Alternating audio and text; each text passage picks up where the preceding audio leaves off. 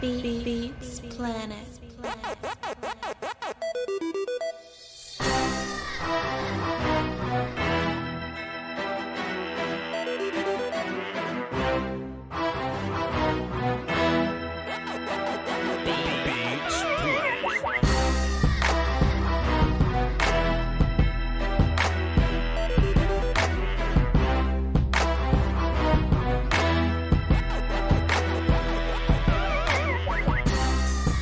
And we are back. Appreciate you. What's good? What's good? Come on in. Let me type in this Our Lads Bucks depth chart as we get prepared to put a cap on our Tampa Bay Buccaneers breakdown. You know, we got Cowboy football this weekend, this Saturday. This Sunday, this Sunday night football. We're gonna pretend like Monday night football doesn't exist because they're gonna roll Geno Smith out there. So we're gonna be the top tier primetime game of the week. We're gonna give you the breakdown of the Cowboys offense versus the Buccaneers defense. If you want to see the inverse, go to yesterday's show. You're not allowed to miss shows in the first place. We keep trying to stress to people, man, you're gonna miss something every day. And you know, of course, you know, some of y'all are at school, some of y'all are at work, some of y'all are with your side piece or whatever, so you can't watch us live all the time, but at least watch us on the playback and hit the like button. That is our virtual currency. We appreciate y'all for being here today. I'm your host of Voch Lombardi Live, of course, on the volume. I'm Voch Lombardi.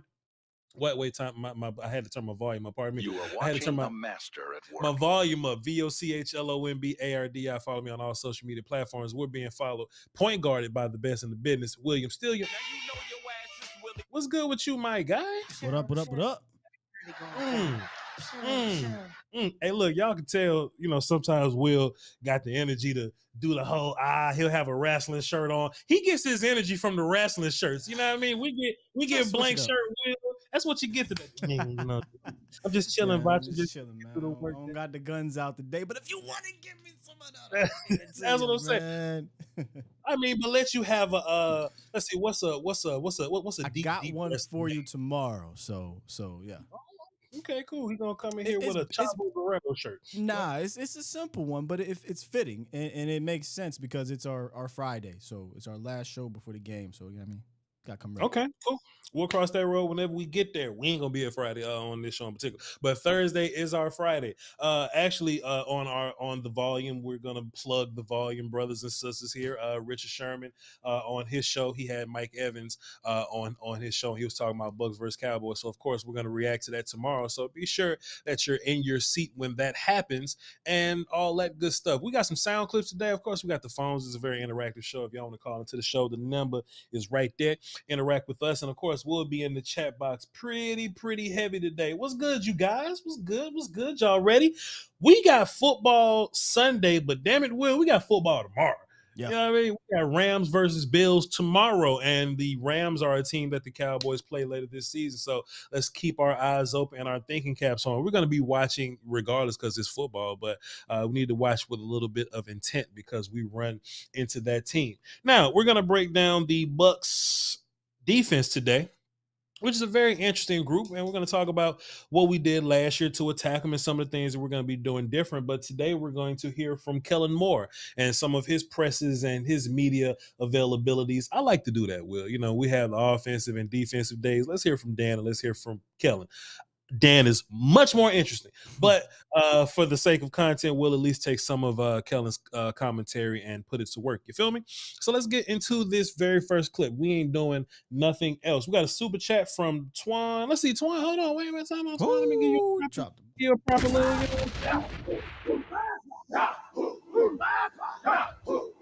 Twine dropped 50 in the super chat. He says, let's go. Flex. Start the show off right. My guy Sky, you dig? That dude Voch is in the building. Let the petty begin. Hey, yo, Twine, just for that, Zeke's the best player on the team. We love Zeke. Zeke's going to be here for the next 5 to 10 years. We love you, Twine. Appreciate you. Twine is definitely ready to get football season started. Now, let's run this for the cardio. We got Kellen Moore talking a little bit about Bucks versus Cowboys, and he's starting off with the idea of, you know, the run game and how we're going to get into that this year. Now, you know, we attempted to run the football last year, Will Steele. We tried to run the football last year. But let me ask you a question, sir. You know, we both have watched this film millions of times, bro. Do you think we stopped running the football because we couldn't run the football and it just wasn't economically smart to keep running into a line, or was it because the pass was there so efficiently for us that it was just smarter to just pass the ball and just get away from the run? Probably more of the latter, right? Your advantage was on the outside, and for what it's worth, I thought the game plan worked. I don't think it was a terrible game plan last year, especially how the flow of the game was going. They attacked the edges and they were successful. And they didn't bang their head against the wall. They tried to run up the middle. It wasn't working. That's not where your strength is. Last year, it's not where your strength is now. They averaged less than 2 yards per carry when they ran in between those A and B gaps. So I don't think they fell off from that. They lost Sue, but they got Hicks, right? So I think you can run and have success, but it has to be on the edges, Voch. That's where the Cowboys had the most success. I say that to say this, and fantastic answer, Will, still, because look, even the producer watched film in this organization. You feel me? But I ask you that question because I think it would be beneficial to the Cowboys going into this game in 2022 versus the Bucs, that even if we can't get the run game going fully, we have to continue to try to pull this off. You know what I mean? Like, we just can't run and it doesn't work. We got to be like, I'm out versus the run. Let's go and try to defeat them in the air. I think that'll be a bad idea. I think if we can't get the run game going early, we must continue to try to do something. Now, do I recommend us just running into a wall of A gap? No.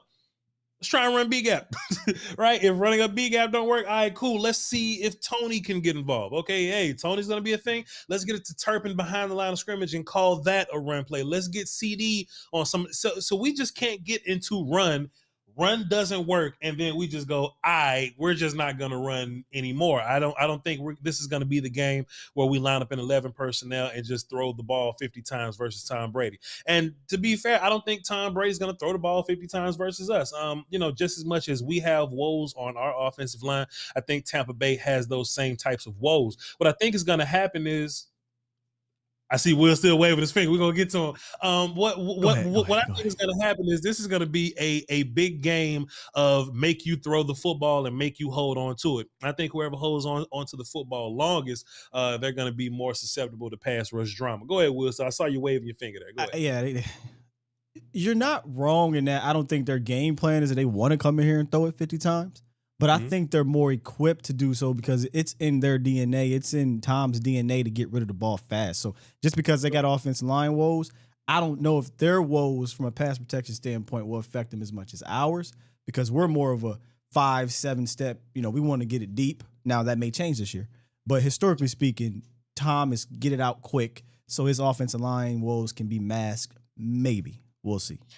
Which is also what I was saying yesterday, right? Don't bail Tom Brady out by letting them run all over the place or just letting them rhythm their way down the football field. We have to do something to stop that so that we can make Tom Brady hold on to the football to, throw it a bit deeper or to attempt to throw the ball deeper. Get him behind the chains.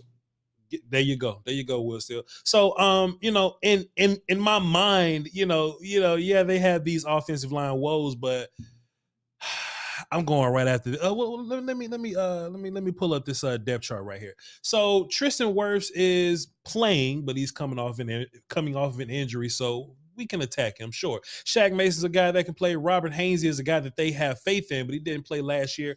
Basically a first year player. Luke Godeke, which is a rookie, he's going to be your left guard for the day, and I think they're just going to come after that left side. Will still. They're just going to be just guns blazing against that. And then they got Donovan Smith. So, they have a solid offensive line, but I feel like Dallas also has they have a solid offensive line with some question marks. And I think the same about us. We got a solid offensive line with question marks as well. I think at the end of the day, the run game is going to dictate how the rest of the offense moves. So here's Kellen Moore of Cowboys versus Bucs and how we're going to get the run game going. I think starting with Tampa, obviously they do a tremendous job. I mean, year in, year out, Todd's obviously going to do a tremendous job stopping the run, and they got the guys to do it. And so they're a really talented team up front. I think as this offseason progressed, I think that's one thing, especially with the way the offseason is structured now. With you only get so many days in pads. I think it's so critical that you got to take advantage of those days and really, really hone in on the run game. And so when you do get those opportunities in Oxnard and in some of these preseason games, you got to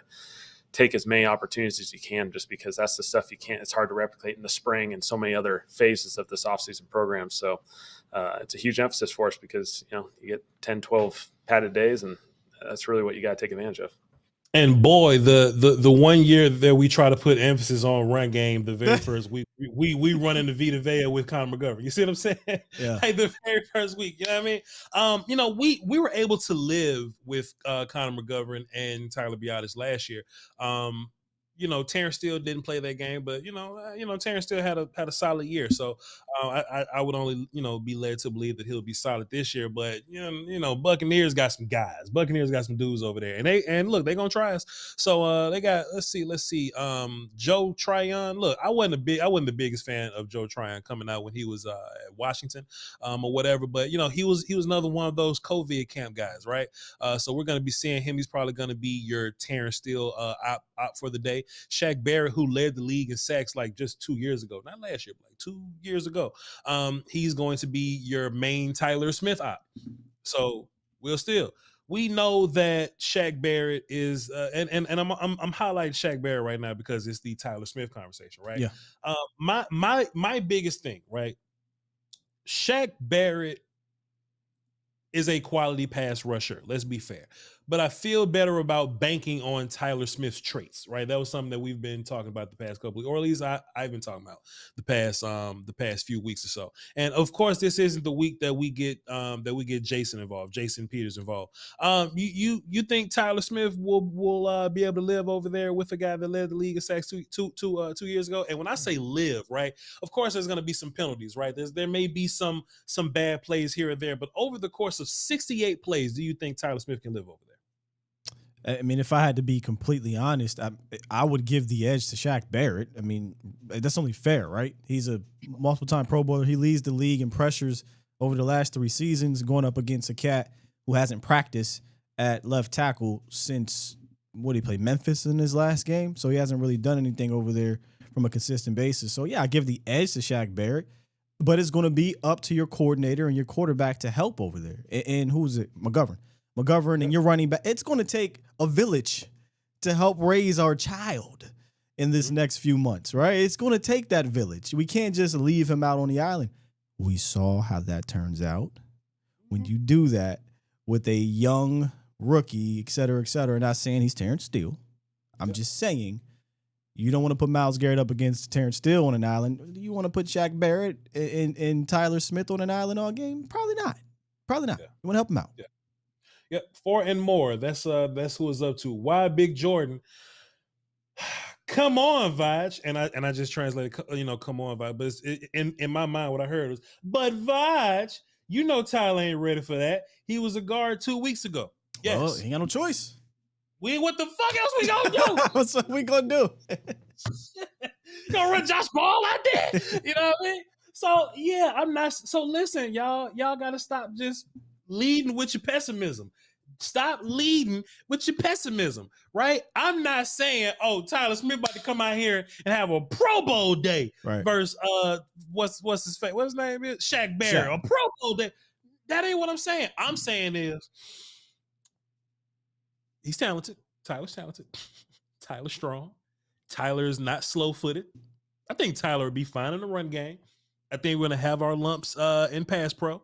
I think we, utilize, tight ends clipping or just tight ends, condensing C-gap and maybe Dak getting rid of the ball quick, maybe running directly at Shaq Barrett, kind of tire him down a little bit. I think we got a shot to be fine at left tackle. That's a long stretch away from, Tyler going to smoke the shit out of Shaq Barrett. It is. Relax. Pessimism. I think Tyler can live out there. I think he can survive. And how do I know this? Because I've seen Terrence Steele, who was terrible 2 years ago. I've seen us live through games with him. Oh, sure. Right? I've seen us live through games with him. He's not going to be Tyron Smith. And just think about, okay, so cool. Will, just give me 2 seconds. Hold your point. Don't forget. Yeah, I won't.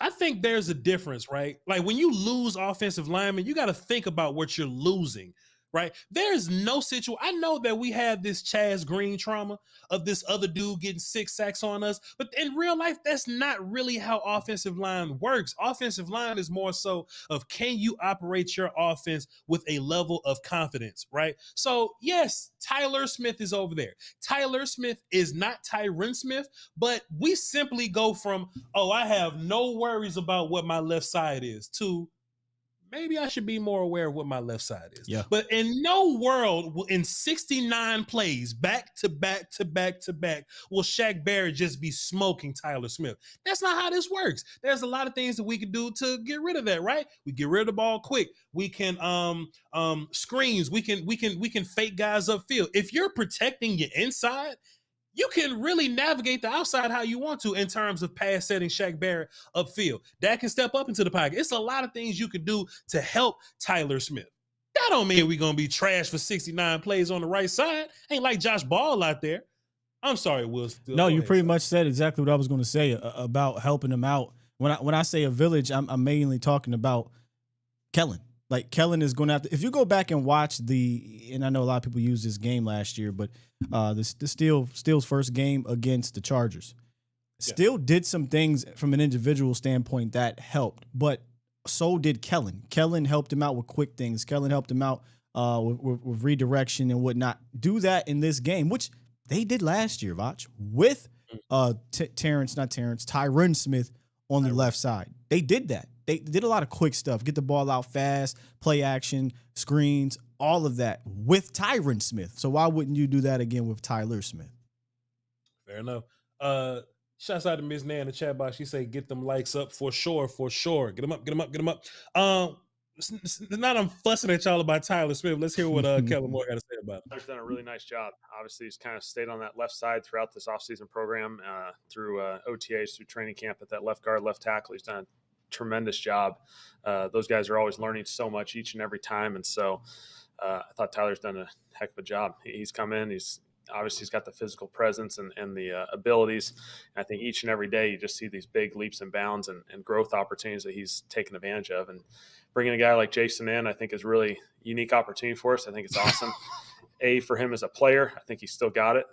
You saw him in Chicago when he played there. He did a really nice job for those guys.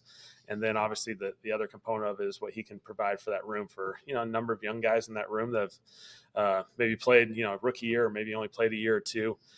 To have a guy like Jason in there, I think is obviously so valuable for all the experiences that he can lean on and talk to those guys about. And, we got Zach, who's done it for a while. But all right, Kel, what's up? He is a Jason Garrett clone. Yeah. Hey, Will, put me on mute. See the chat box coming. All right, you muted.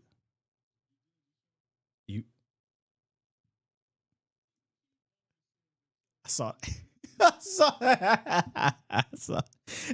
And bro said he independent. Hey, we live, we straight, we good. We are on air, so don't repeat that. We are no problems. On air. All right. What the hell Kellen Moore said? Who was talking about? Okay, cool. Tell us what did he say? He was basically saying that what he say? He said Tyler Smith been doing a good job and he's played the left side primarily. And I think Tyler. Look, to be fair, we have seen improvements. Every time we see Tyler Smith, he gets a little bit better. And look, we're complaining about our woes. Tyler is a talented first round pick. He's still on the same side, but he's just playing left tackle, right? Luke Godeke, who's going to be their starting left guard, and at Central Michigan, I remember watching film of him. He was the right tackle at Central Michigan. Now he's playing left guard for Tampa Bay in his first ever, NFL work. So there's going to be struggles on both sides, and I think this is going to be a D-line dominant game on both sides, which is why it's very important to get the run game going. Because get the run game going for us and stop the run on their side, because they got run stoppers: Vita Vea, Akeem Hicks, Devin White, Joe Tryon, Levante Davis, Shaq Barrett, William Golson. That's a hell of a front seven, man. So yeah, man, we definitely have our work cut out for us. Somebody asked, does the movement at left tackle affect your play calling? Independent Kellen Moore says this. I think there's always personnel stuff. You're always game planning. It's on both sides. It's guys that they have that are really talented. We have guys that are really talented. There's going to be different things that you're always working through. And so I think we feel really comfortable with where we're at. Oh, Yep. brother, this guy stinks. Yep. We good. Hey, we good. They good. Hey, you been waiting to get you love this. I do. I Look, love that. I love they that bite. good. We good. You know, they got talent. We got talent. You know, Still a lot of the more you listen to him, the more you understand why teams is like, this guy a head coach. I'm good. Yeah. I'm good. He couldn't motivate a fly to go land on some shit. But I will say though, Wilson, I would much rather what Kellen is giving us than, Zeke is going to get 25 carries. He's got to be. I'm not even talking about the information he's going to divulge. He's Jason Garrett. He doesn't divulge a damn thing. It's just there's nothing there. It just sounds like he's a robot. And from things I've heard, he's not much different in the locker room. So, the head coaching thing to me, I can never see that dude as a head coach. Mm-hmm. I just couldn't. But anyway, my bad. I didn't mean to go off track. Nah, you good, man. You good, man. King Element has He's gonna get the chat canceled. Is what he's going to do. he has made Marcus Hardison toxic. And look, for everybody listening on the watch back, you got to watch with the chat box. The chat box is a huge part of what we do here. And that could be on, I think all the best comments are on the volume side nowadays. So you could be listening on the vice side. I appreciate you, but I think all the hard hitters are in the hard hitters are on the volume side. So appreciate y'all. We got 700 or so. We working on 8 or so. People watching live right now, we appreciate you. Can we get all y'all to hit the like button, please? That's all we need. We don't ask for much. I want to get into a conversation about our quarterback real quick. We're gonna run this Kellen Moore clip. He gonna say the same little bullshit, but then I want to get into a bigger conversation about Dak Prescott. Jory asked Kellen Moore, what's the difference between 2022 Dak and the other Daks that we've seen so far? Great question. Each and every year, I think there's just a growth of leadership, command, understanding the offense, ownership. I think for all players, that's where it goes. It gets to the point where, you're calling a play and he kind of walks off, and because he kind of assumes he knows what's coming. He knows the rest of how the rest of the words flow. And so those are fun moments. I think he just sees it so well. He's got such great communication as far as what he sees on the field and how it can be applied to in-game adjustments or different things that we can get to. I think he does a tremendous job. And there's other guys on our team, Zach, Schultze, CD, Zeke, TP, all these guys who've kind of played a bunch of football that I think they're all in a really cool space right now. Well, if Dak brings us success this year, do we finally put him in the group of guys where they can lose talent around them and we retain confidence in the player, right? I feel like Dak is the type of quarterback, right? And I think Dak's amazing. He's already that guy for me. But we're just talking about Cowboy Nation, just general perception, right? We lose Amari Cooper, and the idea is that okay, well, the offense is going to go off the rails because we don't have 3 number ones anymore, right? I feel like Tom Brady, Aaron Rodgers, Pat Mahomes, Lamar Jackson, even Deshaun Watson at some point when he lost Nuke Hopkins, all those guys lose talent, right? They all have lost a guy. But we don't have any, and when I say we, I mean them for real. People don't have worry that Aaron Rodgers is not going to come back and be great, or Pat or Lamar or Tom Brady. Do you think that if Dak wins or he's successful this year, with the offensive line kind of being not perfect or the wide receiver core not being perfect? Because that's another, What's another narrative. Define success? With this team, I think if we're a playoff team / playoff win, I think with this team, what I'm saying, Will, how they always say, oh, Dak needs everything to be perfect to be successful, right? If Dak can get a playoff win with no Amari Cooper, with having problems on the offensive line or whatever, right? Having a rookie at left guard. Do you think that we can then put Dak Prescott in the conversation of I trust him as much as I trust Aaron Rodgers, Pat Mahomes, Tom Brady? No, because you're going to need to do more. Here's because what you're asking, in my opinion, are 2 separate things.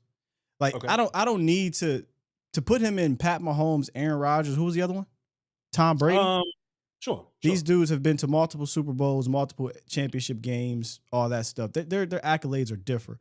But there's been guys like Russ. There's been guys like Tony. There's been guys like Lamar who have done these things that you're asking that haven't had a whole lot of talent and still been successful. Here's my thing. He's already in that category to me. Like, I think as an individual, I think Dak Prescott can and will elevate, because people think he doesn't. He's done it. Elevate certain players and help them, make them look better. From a perspective, like from everybody else on the outside world, I don't give a damn. I watched Tony Romo throw for 31 touchdowns, 10 interceptions, and go 8-8. That's a good season. You think anybody cared? Right? So Dak is going to have to get to an NFC championship game or a Super Bowl with this group for the outside world to put any type of respect on his name in that manner. But from us, me and you and a few others, not many, we already respect him in that manner because he did help elevate a Schultz. He did help elevate a said Wilson last year. He did help elevate.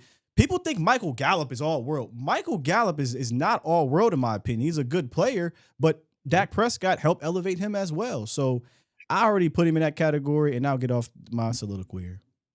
I do also agree, Wilson. And look, this wasn't me basically asking for me and you, because I know how me and you get down, right? Yeah. But the overall percent, like Dak is, like Colin Cowherd had, and not that we should be, I know this is network, shouts out to the Voch girls, but Colin Cowherd doesn't even have Dak as a top 10 quarterback. And even in the overall, like there was another ESPN list, like Dak was like a, number 10 or whatever, right? I want Dak to have that respect that these other guys have, right? Yeah. And look, I understand, you were talking about the accolades, and I even saw in the chat box here, Super Bowl conference championship or whatever, right? But what about a guy like Deshaun Watson? Deshaun Watson got the same amount of playoff wins as Dak Prescott, but he loses a guy like Nuke Hopkins. He goes to Arizona, but people still have faith in Deshaun Watson. And then he's in, I don't know how long he's going to be playing, whatever, but he's in Cleveland right now or whatever, right? Deshaun was terrible. I agree. 100%. That's what I'm saying. Yes. They were terrible that year. That's what I'm saying, Wilson. So why does Deshaun, and I know it's the round pick thing, that's the whole thing too, but we should be past that in year 7. Why does Deshaun Watson get the respect, but Dak Prescott does not? From the big world, not from us and not from a handful of people in this chat, but the big world is what I'm asking about, Will Steele.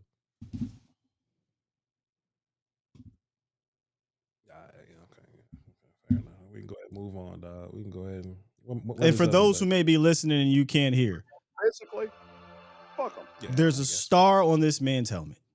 Yeah, that's fair enough. That changes everything. Yes, fair enough. Everything. And the example you just said is perfect. Deshaun Watson is constantly rated above this man, and his resume is worse. Yeah. Because he's in Houston. Yeah, for sure. Yeah. That should tell you it all right there. Sure. They went 4-12. 4-12. If Dak ever went 4-12, he's never making the top 15 ever again. They're going to hold that against him forever. Yeah. But now with the public perception, people probably start shitting on Deshaun Watson a little bit more. But I just and I shouldn't care what the outside noise is, especially what Colin Cowherd thinks on his network. But it just kind of ruffled my feathers a little bit, man. I think Dak should be in that conversation with these other guys, man. With these guys that, we lost Amari Cooper, but Dak will know what to do with them 1,100 yards and 6 touchdowns. He'll know exactly what to do with those guys. But I don't know. That's just what I wanted to say. Go check out this article on The Ringer where I think it was Steve from, I know PFF, people hate PFF, but he broke down the quarterbacks. He put in ridiculous amount of hours breaking down the quarterbacks. Go listen to what he had to say about Dak Prescott. And I think people should come back with a little bit more respect for what he does in this league, in my opinion. All right, Dak Prescott interview on The Ringer. It's free. It's free. It's not an interview. He ranked all the quarterbacks based off of like literally hundreds of hours of film. But yeah, watch that or check that out. Yes. I'll listen to it. We might even react to it. Maybe not. Maybe. We'll see. It's article. My bad. Yeah, we're too busy. Kellen got a little pep in his step when they asked about this. Kellen, somebody say, Kellen, what about Turpin? Kellen had a big goofy smile on his face when he said this. He has been awesome. What you mean, Kellen? And I kind of wish we had the video version of this, but Derek may send his guys after us or whatever. But we just gonna listen to the sound. Y'all go to DallasCowboys.com to get a visual of Kellen's face here when they asked him about Turpin. But Turpin, Turpin put a smile on Kellen's face. Let's continue to listen to what Kellen had to say. So the coolest thing I think about him is He came in, really right at the beginning of August, came in right off the USFL. And he obviously had a defined role that everyone kind of could see and project from a returner standpoint, and the things that a returner can do on offense. But it's been really cool to see him just be able to become a receiver, and I think that's the coolest thing. That other guys, as training camp progresses, other guys, maybe are out a day, and he just hops in there and starts taking advantage of plays and opportunities. And so, we see him as a receiver, and I think he's going to be able to play a role that's a receiver, not just a gadget guy, so to speak. And so, he showed it in USFL. He's shown it for us in training camp. We got no reason to not believe it, that it can happen in the regular season as well. I think something that we have to be incredibly careful of when using Turpin, and Kellen talked about this a little bit, but you don't want this to be a situation where Turpin comes out there and you become predictable, right? Like if this was 5 years ago, Jordan Lewis come on the field, come on offense, we know what you about to do. Lucky Whitehead was the same way. Lucky Whitehead, Tavon Austin, you know what I mean? You almost, it's almost like you have to integrate Kevontae Turpin into your offense to even make it make sense for him to have, gadget plays or trick plays on your team. So it's almost like we're forced to get him going as a receiver. We just can't look at him as a gadget just sweep guy anymore.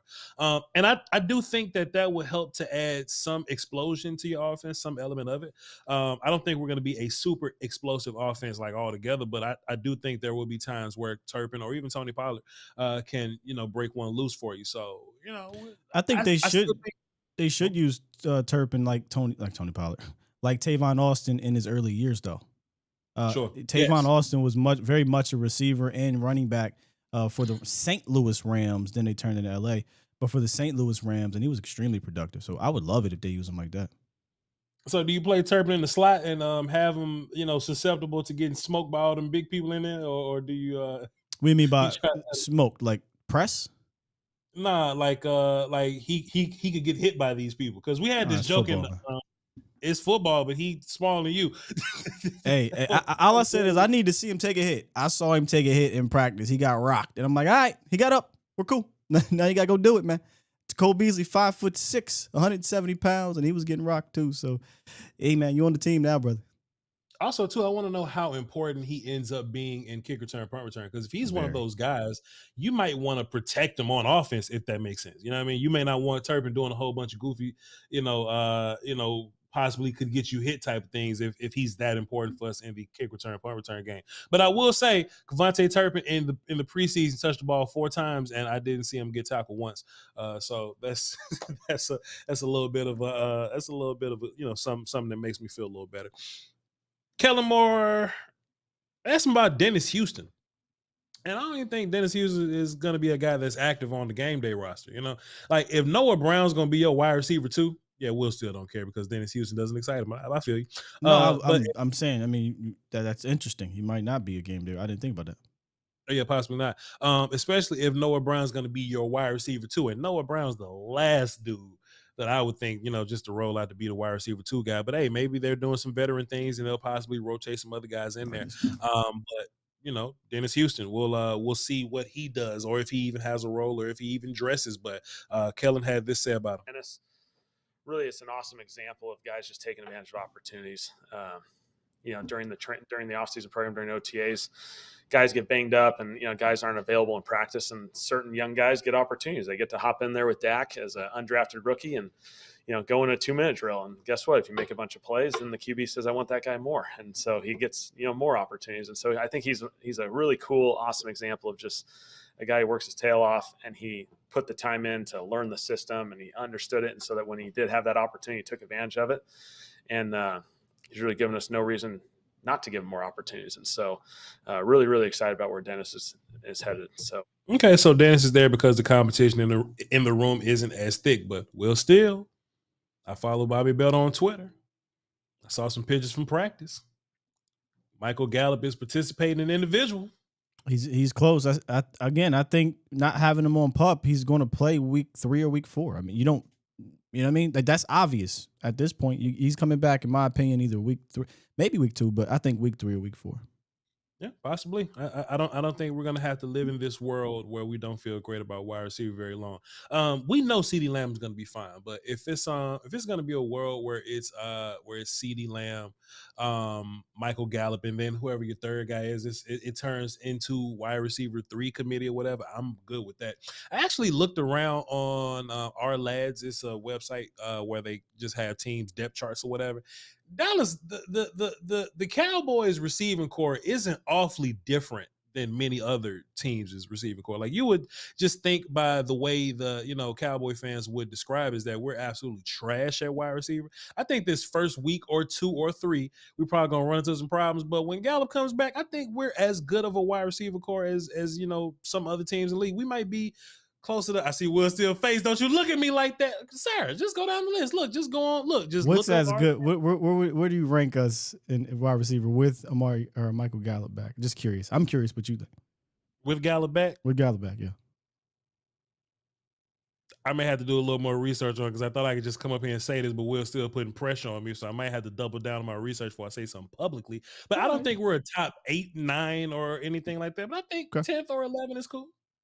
Yeah, I don't know either. I was just curious because it sounded like you were going around that area. Oh well, Michael Gallup is back. We're just as good as any receiving core in the league. No,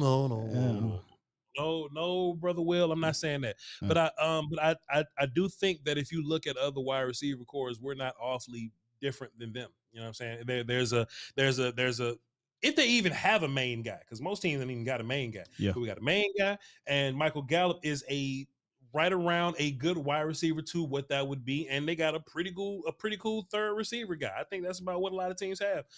There are some teams, of course, that have better wide receiver rooms than that, but it ain't like everybody got 3 number 1 receivers on their team. You know what I mean? You would think that that's the case with Cowboy fans. I got one more clip for Tony Pollard. We're gonna go to the phones, and then we're gonna go to the chat. Then we're gonna clock out. You feel me?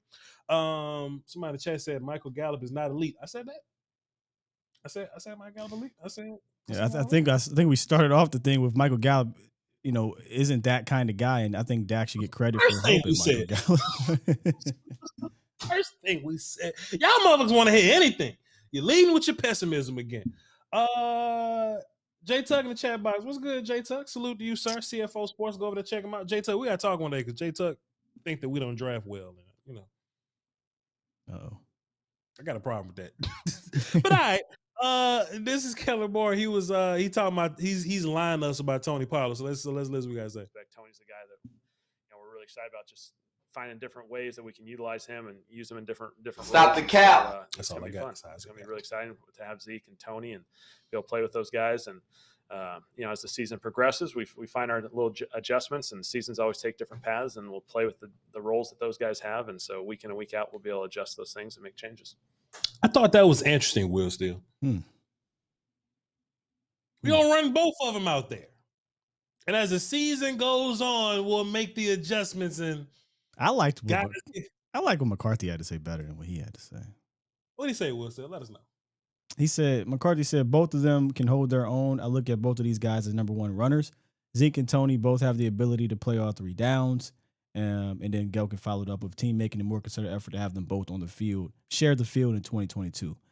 To me, it sounded like, maybe I have to listen to this again, run it back, but it sounded like Kellen was like, yeah, we'll see. We'll see what happens with Tony. We'll get out there, we'll figure it out week to week, yada, yada. And to me, I'm like, I don't want it to be this week to week, yada, yada shit. Tony needs to be featured, but I could have been listening to that wrong. I don't know about you. No, that's exactly how I heard it. I heard Kellen Moore say, "Hey, man, if Tony's playing well, we'll get him involved here or there." I think even in one of these clips, I didn't save it because I was frustrated. And on that clip, I actually cut Kellen Moore the hell off. He was like, "Hey, man, and look, if Zeke need a break, we'll put Tony in there." And I'm like, "Yeah, Tony gonna be a goddamn 49er next year, bro.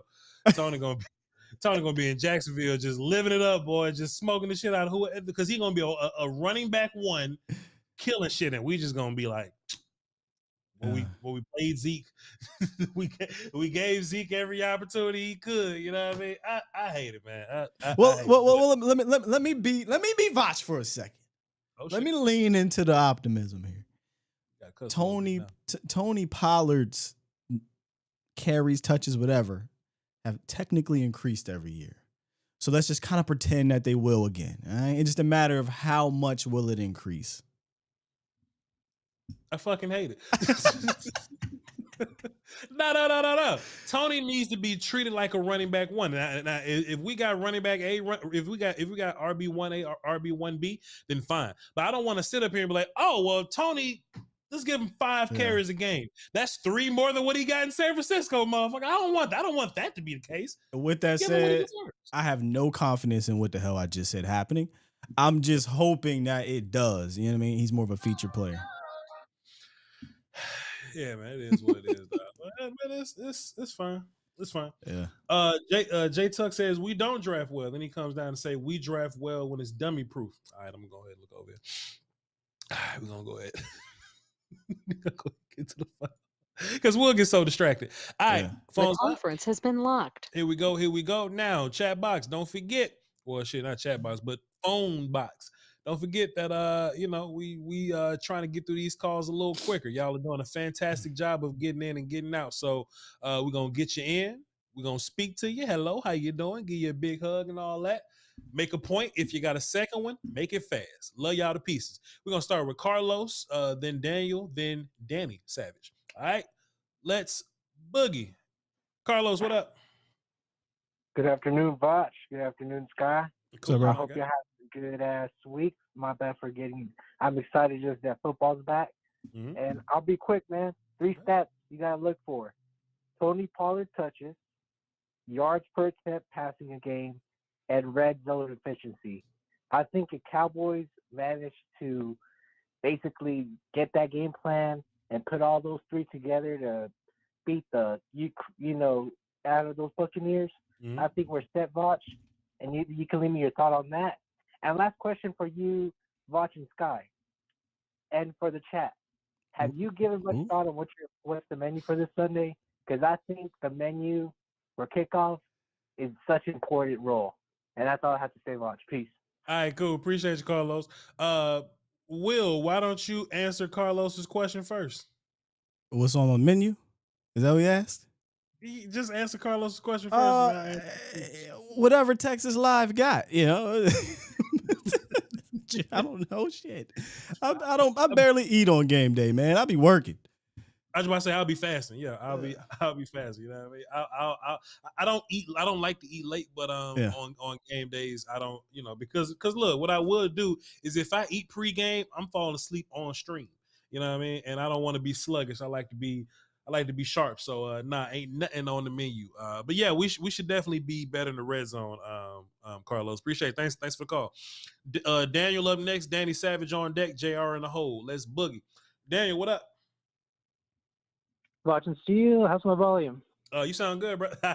How's my God damn it. Hey. That's a little spiffy, sir. Yeah, I saw it last time. It's kind of spiffy, sir. Go ahead. What you got for the show? No, not much. I got just one point I wanted to make. I've been thinking about the season opener, and I really like this mini rivalry that we got going on with the Bucs. I'd be curious to know like the mechanics of the matchmaking behind the scenes or whatever. But I just love the fact that it's been Tampa because the stage was set perfectly last season for a rematch this season. Yeah. And not to mention it's probably our last chance to get that dub against the GOAT before he turns into the Robo GOAT. Sure. Or whatever the hell that guy's gonna do. Yeah. But I love your content, guys. I just wanted to hop in and say hey and go fuck the Cowboys. Hey, Daniel, appreciate you, sir. Tap in with us on a game day. We'll be doing game day live on his joint. I'll be doing the watch along and a post game show over here. So thanks for holding us down, man. Appreciate you. Yes, sir. Yes, sir. He said, "Is my volume okay?" Boy, you. Hey, come on now. Danny Savage up next. JR on deck. Rob in the hole. Let's boogie. What up, Danny? Good afternoon, Voch. Good afternoon, Sky. Couple of points, couple of quick questions. First question: Steel cage match. The Gimp versus Kellen Moore. Who wins? The Gimp from Pulp Fiction? Yes, versus Kellen Moore. Steel cage. Well, the Gimp was tied up in a basement, so I don't think he got a chance to work out very much. And Kellen Moore is technically a pro athlete, so I take Kellen Moore over the out of shape dude in a leather suit.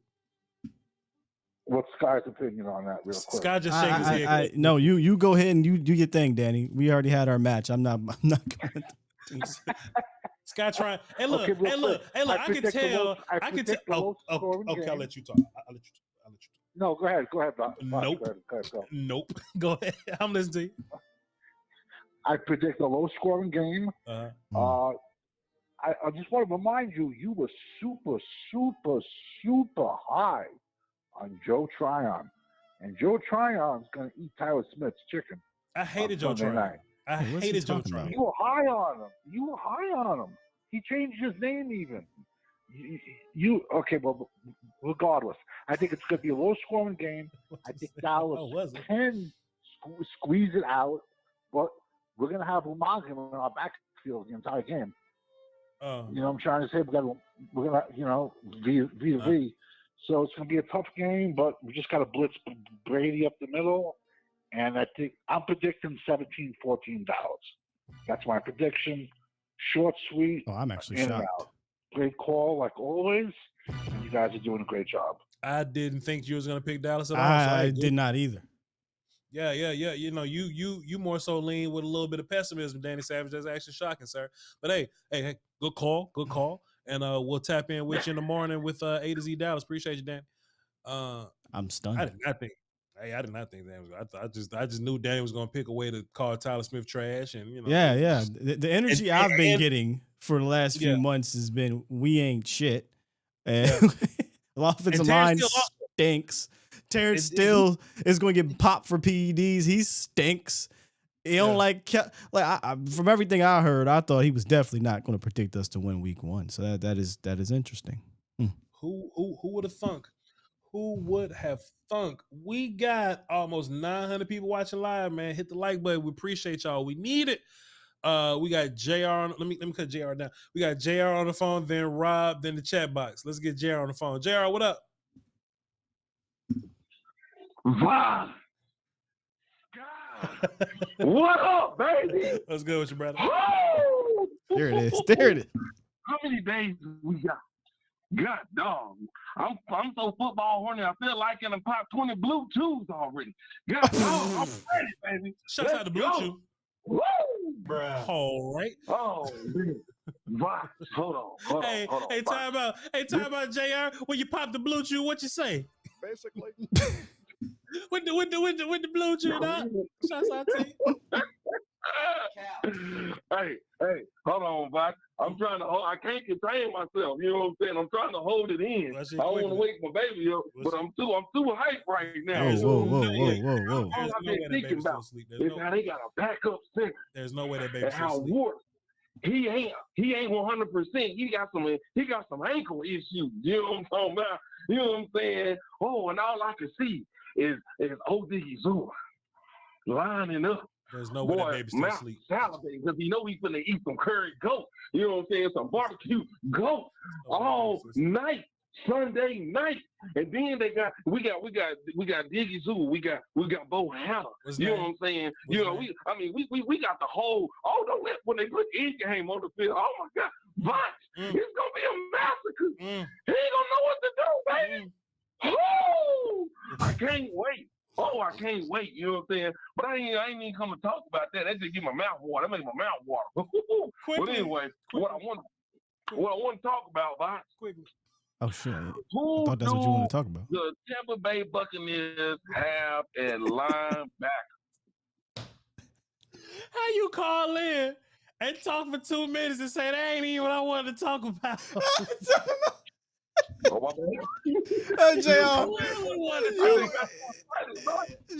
I don't know how he does this, bro. Hey man, that's what I'm talking. Who are the linebackers for the Tampa Bay Buccaneers? Bro, where was this clarity at? Let's break down the game. Hurrah. Let's see what we have here. Hey, Voch and Will, who are the linebackers for the Tampa Bay Buccaneers, boy? Boy, I tell you, boy, them got elbows. Niggas got elbows. I apologize, JR. What was your question again? Who were the linebackers for? You mean the off-ball linebackers or the pass rushers, JR? That's a good one. The off ball. You know what I'm saying? Because here's my whole reason why I've been thinking about this. You know what I'm saying? Devin White. Boy, Pendershot, Jay Ferguson, what the name? God